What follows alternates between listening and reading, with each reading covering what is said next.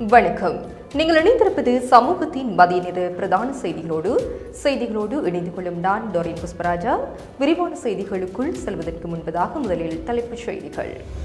மகாவலிகங்கையில் வெள்ள அபாயம், அடுத்த 24 மணித்தியாலங்களுக்கு எச்சரிக்கை. 4 மாவட்டங்களுக்கு மண் சரிவு அபாய எச்சரிக்கை, சில பகுதிகளுக்கு 2ஆம் கட்ட முன்னறிவிப்பு. சீரற்ற வானிலையால் நாட்டின் சில பாடசாலைகளுக்கு விடுமுறை. அதிகாலையில் நேருக்கு நேர் மோதிய 2 பேருந்துகள், 20 பேர் காயம், கேகாலையில் பதற்றம். மகர சிறைச்சாலை மோதல், ரூபாய் 15 கோடிக்கு மேல் சேதம், மனித உரிமைகள் ஆணைக்குழு விசேட விசாரணை. சிங்களவர்களின் வரிப்பணத்தில் செம்மணி அகழ்வா, விமல் வீரவன்ச குற்றச்சாட்டு. நீதிபதிகளின் ஓய்வு பெறும் வயதை நீடிப்பதற்கான சட்டமூலத்திற்கு சட்டமா அதிபர் அனுமதி. வங்காள விரிகுடாவில் 2 புயல்கள் உருவாகலாம், வடகிழக்கில் இனி மழை.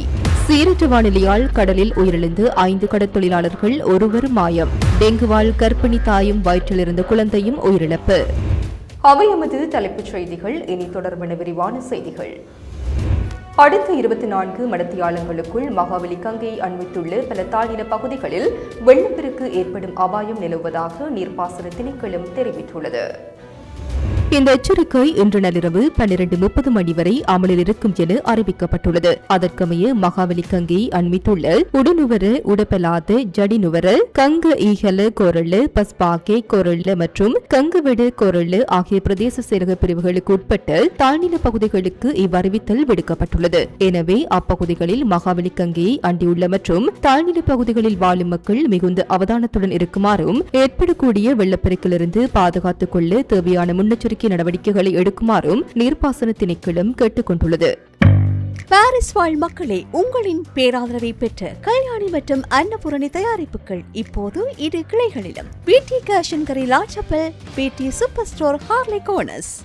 நாட்டின் 4 மாவட்டங்களின் பல பகுதிகளுக்கு மண் சரிவு அபாய முன்னெச்சரிக்கை அறிவிப்பு விடுக்கப்பட்டுள்ளது. தேசிய கட்டட ஆராய்ச்சி நிறுவனம் நேற்றிரவு 11 மணியளவில் இந்த எச்சரிக்கையை வெளியிட்டுள்ளது. அதன்படி கண்டி மாவட்டத்தின் பஸ்பாகே கோரள மற்றும் கங்க ஈகல்ல கோரள பிரதேச செயலக பிரிவுகள் மற்றும் அவற்றை சூழவுள்ள பகுதிகளுக்கு 2ஆம் கட்ட மண் சரிவு அபாய எச்சரிக்கை விடுக்கப்பட்டுள்ளது. மேலும் கேகாலி மாவட்டத்தின் ஜட்டியாந்தோட்டை பிரதேச செயலக பிரிவுக்கும், நுவரெலியா மாவட்டத்தின் அம்பகமுவ மற்றும் நோர்வுட் பிரதேச செயலக பிரிவும் மற்றும் அவற்றை சூழவுள்ள பகுதிகளுக்கும் 2ஆம் கட்ட மண் சரிவு முன்னெச்சரிக்கை அமல்படுத்தப்பட்டுள்ளது. அதேவேளை கேகாலி மாவட்டத்தின் அரநாயக்க மற்றும் தெகியோவிட்டு பிரதேச செயலக பிரிவுகளுக்கு 1ஆம் கட்ட மண் சரிவு அபாய எச்சரிக்கை விடுக்கப்பட்டுள்ளது. அத்துடன் நுவரெலியா மாவட்டத்தின் நுவரெலியா, தெலவாக்கலை, கொத்மலை கிழக்கு, கொத்மலை மேற்கு ஆகிய பிரதேச செயலக பிரிவுகள் மற்றும் ரத்தினபுரி மாவட்டத்தின் நிவித்திகளை, ரத்தினபுரி பிரதேச செயலக பிரிவுகள் மற்றும் அவற்றை சூழவுள்ள பகுதிகளுக்கும் 1ஆம் கட்ட மண் சரிவு முன்னெச்சரிக்கை அறிவிக்கப்பட்டுள்ளது. மண் சரிவு அபாய நிலவும் பகுதிகளில் வசிக்கும் பொதுமக்கள் அவதானத்துடன் இருக்குமாறும், அதிகாரிகள் வழங்கும் பாதுகாப்பு அறிவுறுத்தல்களை பின்பற்றுமாறும் தேசிய கட்டட ஆராய்ச்சி நிறுவனம் கேட்டுக் கொண்டுள்ளது. இதேவேளை காலியில் இருந்து ஹம்பாந்தோட்டை ஊடாக பொத்துவில் வரையான கடலுக்கு அப்பால் உள்ள கடற்பரப்புகளுக்கு மறு அறிவித்தல் வரை கடற்பயணம் செய்ய வேண்டாம் என வளிமண்டலவியல் திணைக்களம் கடல்சார் மற்றும் மீன்பிடி சமூகத்தினருக்கு எச்சரிக்கை விடுத்துள்ளது. குறித்த கடற்பரப்புகளில் காற்றின் வேகமானது அவ்வப்போது மணித்தியாலத்திற்கு 60 தொடக்கம் 70 கிலோமீட்டர் வரை அதிகரிக்கக்கூடும் என்பதால் அப்பகுதியில் உள்ள கடல் அவ்வப்போது மிகவும் கொந்தளிப்பாக காணப்படும் என்றும் அவ்வறிக்கையில் மேலும் தெரிவிக்கப்பட்டுள்ளது.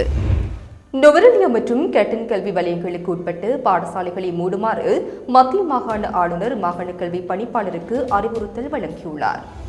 நிலவும் சீரற்ற வானிலை காரணமாக இந்த தீர்மானம் எடுக்கப்பட்டுள்ளதாக மத்திய மாகாண பிரதம செயலாளர் தெரிவித்துள்ளார். கேகாலை கரடுபெணு பகுதியில் இலங்கை போக்குவரத்து சபை பேருந்தும் தனியார் பேருந்தும் நேருக்கு நேர் மோதியதில் சுமார் 20 பேர் காயமடைந்துள்ளனர்.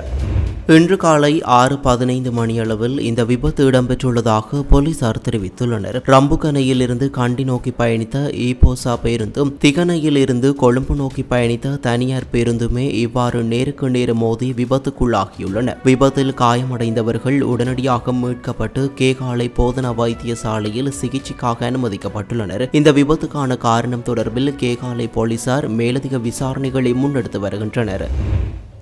மகர சிறைச்சாலையில் நேற்று முன்தினம் இடம்பெற்ற வன்முறை சம்பவத்தால் சிறைச்சாலைக்கு 15 கோடி ரூபாவுக்கும் அதிகமான சேதம் ஏற்பட்டுள்ளதாக ஆரம்பகட்ட தகவல்கள் தெரிவிக்கின்றன. இந்த மோதலின் போது சிறைச்சாலையின் பெரும்பாலான கட்டிடங்களின் கூரைகள் மற்றும் ஓடுகள் சேதமடைந்துள்ளதுடன் புனர்வாழ்வு திட்டங்களின் கீழ் தையல் பயிற்சிக்காக பயன்படுத்தப்பட்ட உபகரணங்களும் அளிக்கப்பட்டுள்ளதாக விசாரணைகளில் தெரிய வந்துள்ளது. சம்பவம் இடம்பெற்ற தினத்தில் நள்ளிரவு வரை கைதிகள் சிறைச்சாலை வளாகத்திலிருந்து வெளிப்புறத்தை நோக்கி கற்களை வீசி தாக்குதல் நடத்தியதாகவும் இதனால் சிறைச்சாலையை சுற்றியுள்ள சில வீடுகளுக்கும் சேதம் ஏற்பட்டுள்ளதாகவும் தெரிவிக்கப்படுகிறது. போலீசாரின் முதற்கட்ட விசாரணைகளின்படி சாத்தான் அசார் பட்டா உள்ளிட்ட சில கைதிகள் இணைந்து பதற்ற நிலையை வழிநடத்தியதாக சந்தேகிக்கப்படுகிறது. இதையடுத்து வன்முறையில் ஈடுபட்டதாக அடையாளம் காணப்பட்ட 104 கைதிகள் பூசா உள்ளிட்ட மேலும் 7 சிறைச்சாலைகளுக்கு இடமாற்றம் செய்யப்பட்டுள்ளனர். சிறைச்சாலைக்குள் போதைப்பொருள் கடத்தல் மற்றும் பரிமாற்றத்தை கட்டுப்படுத்த கடுமையான நடவடிக்கைகள் மேற்கொள்ளப்பட்டதை தொடர்ந்து ஏற்பட்ட போதைப்பொருள் தட்டுப்பாடே இந்த கலவரத்திற்கு காரணமாக இருக்கலாம் என விசாரணை அதிகாரிகள் சந்தேகிக்கின்றனர்.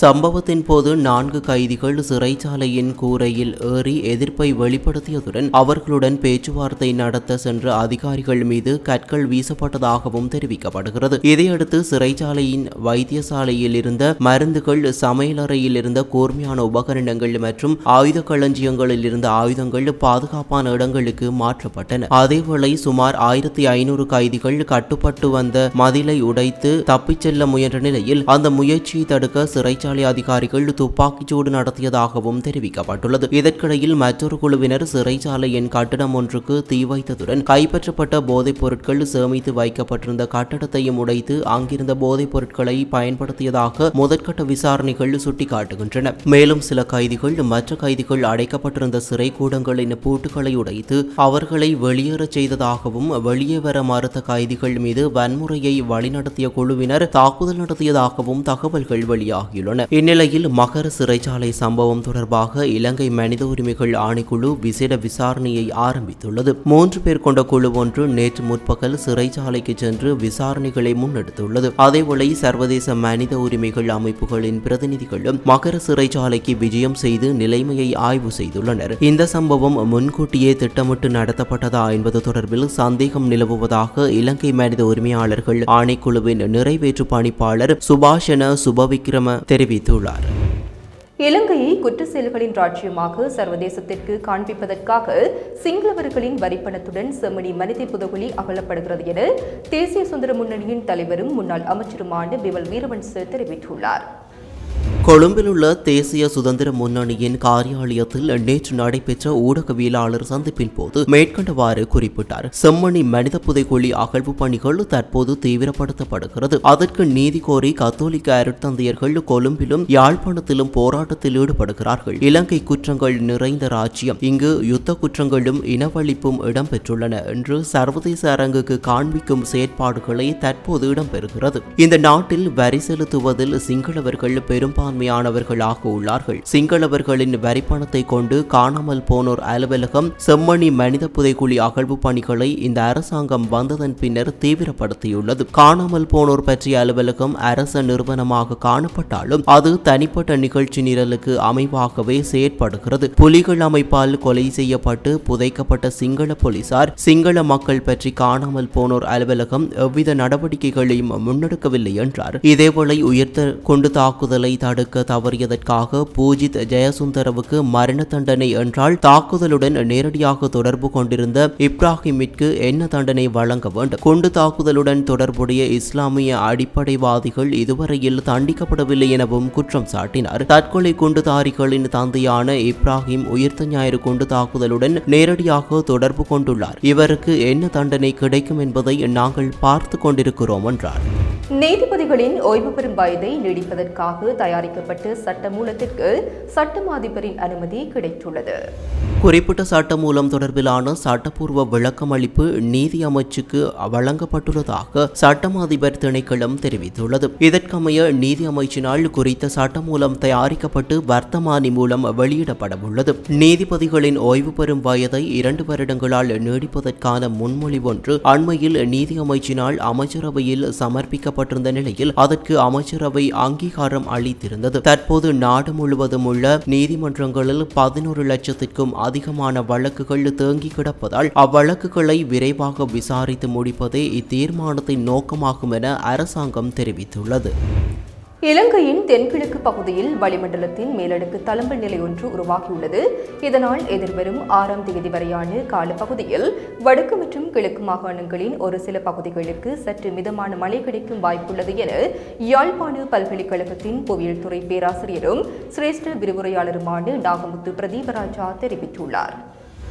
அவரது ஃபேஸ்புக் பதிவில் மேலும் தெரிவிக்கையில், திருகோணமலை மாவட்டத்திற்கு சற்று கனமான மழை கிடைக்கும் வாய்ப்புள்ளது. தென்மேற்கு பருவக்காற்று காரணமாக தற்போது மத்திய சப்ரகமுவ ஊவா மற்றும் தென் மாகாணங்களுக்கு கிடைத்து வரும் மழை எதிர்வரும் 6/8/2026 வரை தொடரும் வாய்ப்புள்ளது. ஏற்கனவே இப்பகுதிகளில் தொடர்ச்சியாக மழை கிடைத்து வருவதாலும் பல பகுதிகளிலும் மண் நிரம்பு நிலையை எட்டியுள்ளதனாலும் இம்மாகாணங்களின் சில பகுதிகளுக்கு நிலச்சரிவு அபாயம் உள்ளதனால் மத்திய மற்றும் சப்ரகமுவ மாகாணங்களில் உள்ள மக்கள் நிலச்சரிவு நிகழ்வுகள் தொடர்பில் மிக அவதானமாக இருப்பது அவசியம். மத்திய பசிபிக் பெருங்கடலில் மிக வலுவான எல்லினோ உருவாகி கொண்டுள்ளது. நேற்றைய தினம் எல்லினோ 3.4 பிராந்தியத்தில் வெப்பநிலை 2.4 பாகை செல்சியஸ் அதிகரித்துள்ளது. எல்லினோவின் தொலையிணைவு வடமேற்கு இந்து சமுத்திர பகுதியில் ஆப்பிரிக்காவுக்கு கிழக்காக ஏற்கனவே அடையாளம் காணப்பட்டுள்ளது. அது இந்து சமுத்திரத்தின் மேற்கு பகுதி நோக்கி நகர தொடங்கியுள்ளது. ஆரம்பத்தில் எதிர்பார்த்ததற்கு மாறாக எல்னினோவின் உச்சம்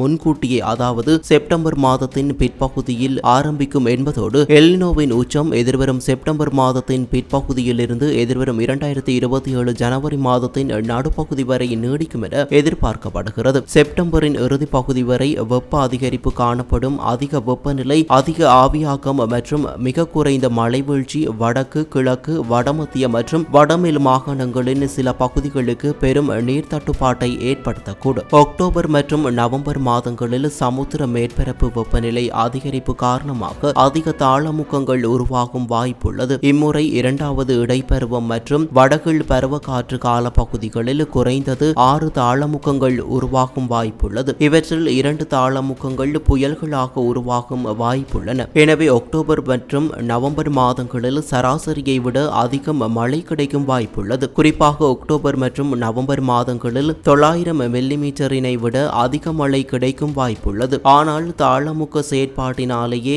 இம்மழை கிடைக்கும் என்பதனால் குறைந்த மழை நாட்களில் அதிக மழை கிடைக்கும். இதனால் வெள்ள அனர்த்தங்களை உருவாக்கும் வாய்ப்புள்ளது. குறிப்பாக அக்டோபர், நவம்பர், டிசம்பர் மாதங்களில் இந்து சமுத்திர பிராந்தியத்தில், குறிப்பாக வங்காள விரிகுடாவில் இந்து சமுத்திரத்தின் சராசரி வெப்பநிலை 27 பாகை செல்சியஸ் என்ற அளவில் காணப்படுவதுண்டு. இது அதிகரிக்கும் போது தாளமுக்கங்கள் புயல்கள் உருவாகுவதுண்டு என தெரிவித்துள்ளார். Blue ocean group of companies இலங்கையின் வளர்ச்சியோடு உங்கள் வாழ்க்கையையும் உயர்த்துகிறோம். நிலவும் சீரற்ற வானிலை காரணமாக கடற்தொழிலுக்கு சென்ற கடற்தொழிலாளர்களில் 5 பேர் உயிரிழந்ததுடன் மேலும் ஒருவர் காணாமல் போயுள்ளதாக கடற்தொழில் மற்றும் நீரியல் வளங்கள் அமைச்சு தெரிவித்துள்ளது. இதேவேளை நீர்கொழும்பு தொடுவாவ பகுதியில் இருந்து கடலுக்கு சென்ற படகொன்று நேற்று முன்தினம் கவிழ்ந்து விபத்துக்குள்ளானதில் அதில் பயணித்த 2 கடற்தொழிலாளர்கள் உயிரிழந்துள்ளனர். மேலும் ஒருவர் மற்றும் ஒரு படகினால் உயிருடன் மீட்கப்பட்டுள்ளார். அத்துடன் சிலாபம் தொடுவாவ பகுதியில் இருந்து கடந்த 31ஆம் திகதி பிற்பகல் கடலுக்கு சென்று விபத்துக்குள்ளான படகில் இருந்து காணாமல் போன 2 கடற்தொழிலாளர்களில் ஒருவரின் சடலம் நேற்று கொள்ளுப்பட்டி கடற்பகுதியில் கரையொதுங்கியுள்ளது. குறித்த விபத்தில் உயிர் தப்பிய மற்றும் ஒரு கடற்தொழிலாளர் மீட்பு படையினரால் மீட்கப்பட்டு சிகிச்சைக்காக கொழும்பு தேசிய வைத்தியசாலையில் அனுமதிக்கப்பட்டுள்ளதாகவும் தெரிவிக்கப்பட்டுள்ளது. திருகோணமலை மாவட்டம் கந்தலாய் சூரியபுர பகுதியில் அமைந்துள்ள காந்திவெவ கடுமையான வறட்சியினால் முற்றாக வறண்டு நீரின்றி காய்ந்த நிலையில் காணப்படுகின்றது. குறித்த நீர்த்தேக்கத்தை நம்பி மேற்கொள்ளப்பட்ட வந்த விவசாய நடவடிக்கைகள் நீர் பற்றாக்குறையால் முழுமையாக பாதிக்கப்பட்டுள்ளதாக தெரிவிக்கப்படுகிறது. அத்துடன் நீர்த்தேக்கத்தை அடிப்படையாக கொண்டு மீன்பிடி தொழிலில் ஈடுபட்டு வந்த மீனவர்களின் வாழ்வாதாரமும் கடுமையான பின்னடைவை சந்தித்துள்ளதாக அப்பகுதி மக்கள் தெரிவித்துள்ளனர். மேலும் கால்நடைகளுக்கான குடிநீர் கிடைப்பதில் ஏற்பட்டுள்ள சிக்கல்களால் கால்நடை வளர்ப்பவர்களும் பெரும் சிரமங்களை எதிர்கொண்டு வருகின்றனர். தற்போது காந்திவெவ நீரின்றி வெடிப்புகளுடன் வறண்டு காணப்படும் நிலை அப்பகுதி மக்களின் கவலையை அதிகரித்துள்ளது. வறட்சி தொடருமானால் மக்களின் வாழ்வாதாரம் மேலும் பாதிக்கப்படும் அபாயம் உள்ளதாக அவர்கள் எச்சரிக்கை விடுத்துள்ளனர். ராயல்டி என்ஜினியரிங் வழங்கும் நவீன அடுக்குமாடி குடியிருப்புகள் இப்போது விற்பனைக்கு. Colombo 6 Wellawatte bus line hall ரோட்டுக்கு மிக அருகாமையில். பிரசவத்திற்கு இன்னும் 2 நாட்களே எஞ்சியிருந்த நிலையில் டெங்கு காய்ச்சலால் பாதிக்கப்பட்டு கர்ப்பிணி பெண்ணும் அவரது வயிற்றிலிருந்து குழந்தையும் உயிரிழந்த துயர சம்பவம் வாத்துவ பகுதியில் பெரும் சோகத்தை ஏற்படுத்தியுள்ளது. உயிரிழந்தவர் வாத்துவையைச் சேர்ந்த 34 வயதுடைய கே திலானி பெர்னாண்டோ என அடையாளம் காணப்பட்டுள்ளார். கடந்த 24ஆம் திகதி அவருக்கு லேசான காய்ச்சல் ஏற்பட்ட நிலையில் வலி நிவாரணி மாத்திரைகளை உட்கொண்டதன் மூலம் காய்ச்சல் தணிந்ததாக கூறப்படுகிறது. பின்னர் மலச்சிக்கல் பிரச்சினை காரணமாக அவர் தனியார் மருத்துவமனையில் அனுமதிக்கப்பட்டுள்ளார். ஆரம்பம் முதலே அதே தனியார் மருத்துவமனையில் சிகிச்சை பெற்று வந்த அவர் அறுவை சிகிச்சை மூலம் குழந்தையை பிரசவிப்பதற்கான பரிசோதனைகளின் போது டெங்கு காய்ச்சலால் பாதிக்கப்பட்டிருந்தமை பரிசோதனையில் உறுதி செய்யப்பட்டுள்ளது. இந்நிலையில் தனியார் மருத்துவமனையின் தீவிர சிகிச்சை பிரிவில் இடவசதி இல்லாத காரணத்தினால் உறவினர்கள் அவரை அரச மகப்பேறு மருத்துவமனைக்கு மாற்றியுள்ளனர். அங்கு பரிசோதனை மேற்கொண்ட மருத்துவர்கள் அவரது உடல்நிலை மிகவும் கவலைக்கிடமாக இருப்பதாக தெரிவித்துள்ளனர். தொடர்ந்து தீவிர சிகிச்சை அளிக்கப்பட்ட போதிலும் கடந்த 28ஆம் திகதி வயிற்றில் இருந்த குழந்தை உயிரிழந்ததுடன் மறுநாள் மாலை தாயும் சிகிச்சை பலனின்றி உயிரிழந்துள்ளார். இந்த மரணம் தொடர்பான விசாரணையின் பின்னர் திறந்த முடிவு பதிவு செய்யப்பட்டுள்ளதுடன் உயிரிழப்பதற்கு முன்னர் அவருக்கு டெங்கு காய்ச்சல் ஏற்பட்டிருந்தமை இரத்த பரிசோதனையின் மூலம் உறுதி செய்யப்பட்டுள்ளதாக தெரிவிக்கப்பட்டுள்ளது. அம்பாறை மாவட்டத்தின் கல்முனை ஆதர வைத்தியசாலைக்கு அருகிலுள்ள பிரதான வீதியில் நேற்று மாலை இடம்பெற்ற வீதி விபத்தில் 2 காயமடைந்துள்ளனர். மட்டக்களப்பிலிருந்து கல்முனை நோக்கி பயணித்துக் கொண்டிருந்த சிறிய ரக பட்டா வாகனம் கல்முனை தாளவட்டுவான் சந்திக்கு அருகில் சென்றபோது சாரதியின் கட்டுப்பாட்டை திடீரென இழந்ததாக தெரிவிக்கப்படுகிறது. கட்டுப்பாட்டை இழந்த வாகனம் வீதியோரத்தில் அமைந்திருந்த அபிவிருத்தி லொத்தர் விற்பனை நிலையத்திற்குள் அதிவேகமாக மோதி விபத்துக்குள்ளானது. விபத்தின் தாக்கத்தால் லொத்தர் விற்பனை நிலையத்தின் தூண்கள் பலத்த சேதமடைந்ததுடன் கடை முற்றிலும் இடிந்து தரைமட்டமாகியுள்ளது. மேலும் வாகனமும் தலைகீழாக புரண்டுள்ளது. இந்த விபத்தில் பட்டா வாகனத்தின் சாரதியும் லொத்தர் விற்பனை நிலையத்தில் இருந்த நபரும் படுகாயமடைந்துள்ளனர். காயமடைந்த இருவரும் அப்பகுதி மக்களின் உதவியுடன் மீட்கப்பட்டு சிகிச்சைக்காக கல்முனை ஆதார வைத்தியசாலையில் அனுமதிக்கப்பட்டுள்ளனர். சம்பவம் தொடர்பான மேலதிக விசாரணைகளை போலீசார் மேற்கொண்டு வருகின்றனர். இத்துடன் சமூகத்தின் மதிய நேர பிரதான செய்திகள் நிறைவு பெறுகின்றன. தொடர்ந்தும் சமூகத்தோடு இணைந்திருங்கள். எமது RIP பேச்சுக்கு கிடைத்த மரண அறிவித்தல்கள். ஹட்டனை புறப்படமாகவும் கொழும்பை வதிவிடமாகவும் கொண்டிருந்த திரு எஸ் மணிவண்ணன் அவர்கள் 1/8/2026 சனிக்கிழமை அன்று இறைவனடி சேர்ந்தார். யாழ்ப்பாணம் நெடுந்தீவு கிழக்கை புறப்படமாகவும் முத்தையன்கட்டு மற்றும் திருநாவற்குளம் ஆகிய இடங்களை வாழ்விடங்களாகவும் கொண்டிருந்த திரு அம்பலவாணர் தர்மலிங்கம் அவர்கள் 2/8/2026 ஞாயிற்றுக்கிழமை அன்று இறைப்பதமடைந்தார். பதுளை ரொக்கத்தனை மத்திய பிரிவு ஹாலி இலையைச் சேர்ந்த திருமதி சின்னையா மாரியாய் அவர்கள் 1/8/2026 சனிக்கிழமை அன்று சிவபதமடைந்தார். யாழ்ப்பாணம் ஹனால் வீதியை புறப்படமாகவும் நாச்சிக்குடா மற்றும் மாதகல் ஆகிய இடங்களை வாழ்விடங்களாகவும் கொண்டிருந்த திரு மனவேட் பிள்ளை யாகப்பர் நட்சத்திரம் அவர்கள் 2/8/2026 ஞாயிற்றுக்கிழமை அன்று காலமானார். மேலே அறிவிக்கப்பட்ட அனைத்து மரண அறிவித்தல் இறுதிக்கிரியை பற்றிய தகவல்களை அறிந்து கொள்ள ரிப்டாட் பேஜை பார்வையிடுங்கள். இதற்கான லிங்க் கீழிருக்கும் டிஸ்கிரிப்ஷனில் பார்வையிடலாம். இது போன்ற செய்திகளை தெரிந்து கொள்ள சமூகம் நியூஸ் சேனலை சப்ஸ்கிரைப் செய்து அருகில் உள்ள பெல் பட்டனை கிளிக் செய்யுங்கள். மேலும் இது போன்ற செய்திகளை உடனுக்குடன் தெரிந்து கொள்ள சமூகமீடியா.com என்ற இணையதளத்தின் வாயிலாகவும் எங்களுடன் இணைந்திருங்கள்.